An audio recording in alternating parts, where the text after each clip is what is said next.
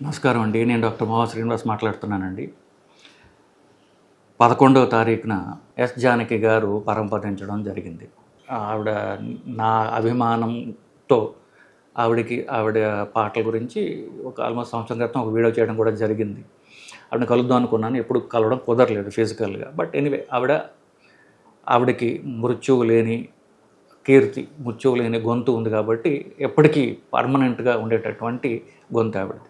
ఇవాళ మనం చేయబోయే ఒక ఇంట్రెస్టింగ్ అంశం ఏంటంటే, మనం కొన్ని పేర్లు చెప్తాను మీకు. ఎస్ జానకి గారు పరంపదించింది 11వ తారీఖు. 6 నెలల క్రితం జనవరిలో ఆవిడ ఒక్కగానొక్క కొడుకు ఆయన పరంపదించారు, ఆయన పోయారు. ఇంకా కొన్ని ఎగ్జాంపుల్స్ చెప్తా. కె విశ్వనాథ్ గారు, ఆయన 2023లో ఆయన వెళ్ళిపోయారు. ఫిబ్రవరి 2వ తారీఖు 2023లో ఆయన పరంపదించగా 24 రోజుల తర్వాత ఆయన భార్య శరీరం వదిలేశారు. ఇంకా ఎగ్జాంపుల్స్ చెప్పాలంటే, భారతీరాజా చనిపోయిన నెల రోజుల్లో భాగ్యరాజ, ఆయన అనుంగు శిష్యుడు, ఆయన చనిపోయారు. సూపర్ స్టార్ కృష్ణ గారు, ఆయన విజయ నిర్మల్ గారు పోయిన కొన్ని నెలలకి ఈయన వెళ్ళిపోయారు. సో ఇంకా చెప్తాను, నా ఫ్యామిలీలో మా 2 మేనత్తలు ఉన్నారు. సో ఒక మేనత్త సన్నగా ఉంటుంది, ఆవిడకి షుగర్ లేదు, బీపీ లేదు, ఏమీ జబ్బులు లేవు. ఆవిడ మా మేనత్త భర్త 96 ఏళ్లకి బతికి ఆయన పోయిన ఒక్క నెల రోజుల లోపలే ఆవిడకి తీవ్రమైనటువంటి ట్రీట్మెంట్ లేనటువంటి బ్రెయిన్ క్యాన్సర్ వచ్చింది. నెల రోజుల్లో, మా మామయ్య పోయిన నెల రోజుల్లోకి ఏమీ గొడవ లేదు, ఏ హెల్త్ ఇష్యూ లేనటువంటిది, సడన్గా తీవ్రమైనటువంటి ట్రీట్మెంట్ లేనటువంటి బ్రెయిన్ క్యాన్సర్ వచ్చి ఆవిడ 3 నెలల్లో బతికి ఆవిడ వెళ్ళిపోయింది. సో ఇవన్నీ చూస్తే ఏమనిపిస్తుంది మనకి, ఇది ఒక మూఢనమ్మకము కాదు, కర్మలు జన్మలు వాటి గురించి మాట్లాడట్లా. లాంగ్ టర్మ్ ఒక బంధం ఉన్నటువంటి 2 మనుషులు ఒకళ్ళు చనిపోతే రెండో వాళ్ళు వెంటనే కొన్ని రోజుల్లో చనిపోవడం జరుగుతోంది. ఇది సైంటిఫికల్లీ ఎక్స్ప్లెయినబుల్లా కాదా అనేటటువంటి అంశాన్ని మనం ప్రయత్నిద్దాం, పరిశీలించి చూద్దాం. ఇది నిజంగా సైంటిఫిక్కే. ఇందువల్ల దీన్ని మెడిసిన్లో, సైకాట్రీలో కొంతవరకు విడోహుడ్ ఎఫెక్ట్ అంటారు. మీరు మామూలుగా గమనించండి, భార్య చనిపోతే భర్త ఎక్కువ కాలం బతకడు, కొన్ని నెలలకు పోతాడు. ఎస్పెషల్లీ భారతదేశం భర్తలైతే ఎక్కువ కాలం బతకరు, కొన్ని నెలల్లో భర్త పోవడం జరుగుతుంది. భర్త పోయాడు అనుకోండి, భార్యలు 25 ఏళ్ళు 30 ఏళ్ళు కూడా బతికేస్తారు. కారణం ఏంటో తెలుసా? భారతదేశంలో మగవాళ్ళు, భర్త అనిపించుకునే మగవాళ్ళు ఎవరైతే ఉన్నారో వాళ్ళకి స్కిల్స్ చాలా తక్కువ, నాకు కూడా తక్కువే. ఒక కాఫీ పెట్టుకోవడం కూడా మనకి రాదు. కాఫీ కావాలన్నా భార్య కావాలి.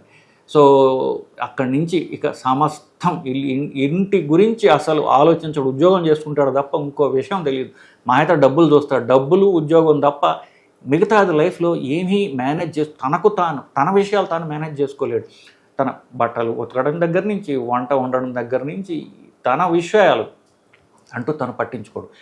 తన విషయాలన్నీ ఒక 30-40 ఏళ్ళు చూసుకునేటటువంటి ఒక మనిషి లేదనుకోండి, చాలామంది మగవాళ్ళకి ఏ మందులు ఎన్నింటికి వేసుకోవాలో కూడా తెలియదు. అది కూడా భార్యలే చేస్తారు.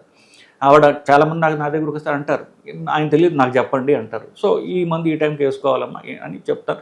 వాళ్ళు చక్కగా ఆర్గనైజ్ చేస్తారు. ఇది కూడా చూశాను, మా ఉదయన్ గారు ఒక ఆవిడ ఎంత బాగా ఆర్గనైజ్ చేసేదంటే మందులు. సో ఆయనకి ఎప్పుడు ఏం వేసుకోవాలో, ఆయన డాక్టర్ అయింది కూడా, ఏమీ ఆలోచించక్కలు. ఈవిడ చక్కగా ఏ టైంకి ఒక బాక్స్లో పెట్టేది, పొద్దున్న, మధ్యాహ్నం, రాత్రి, అవి కూడా ఈవిడ ఇవ్వాలి. అంత బాగా చూసుకునేది ఆవిడ.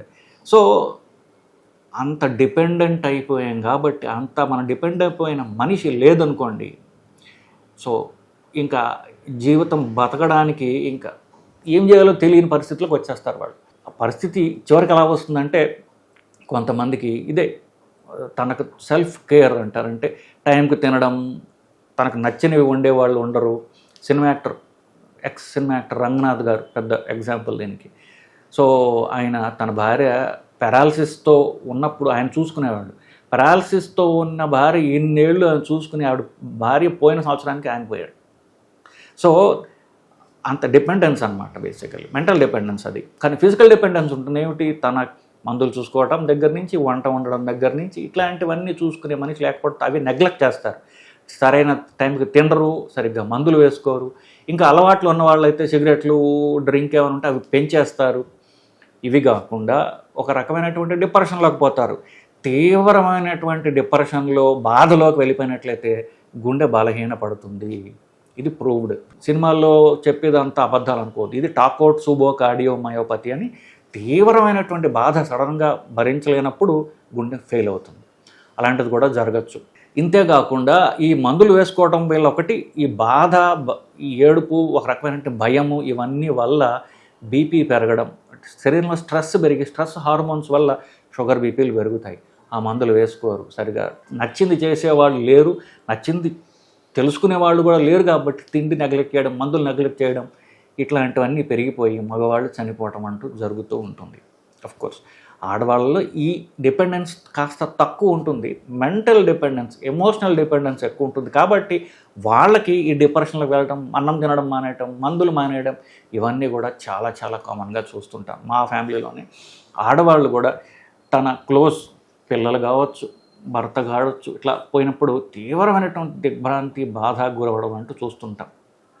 చూసి మందులు మారడం నేను కూడా చూశాను. మందులు సంవత్సరాలతో మానేసి జబ్బు మొదలు పెట్టుకుంటుంటారు.